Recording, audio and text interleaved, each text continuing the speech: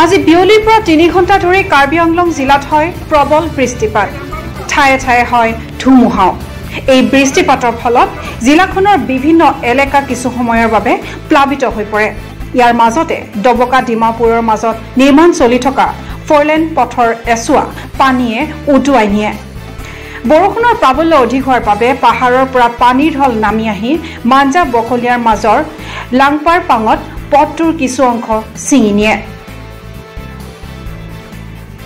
লাংপাৰপাৰ এলেকাত যি স্থানত পথটো বৰষুণৰ পানীয়ে ছিঙি নিলে সেই স্থানত নিৰ্মাণ হৈ আছিল পকী দলং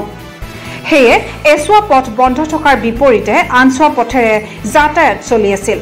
কিন্তু খনবামন পাহাৰৰ পৰা নামি অহা পানীয়ে উটুৱাই নিলে পথছোৱা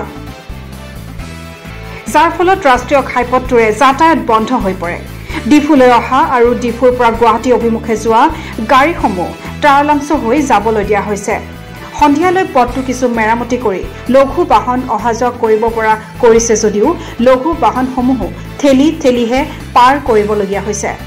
গধুৰ বাহনৰ চলাচল আজি নিশা বন্ধ হৈ থাকিব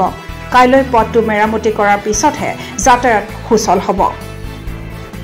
news desk report Assam times post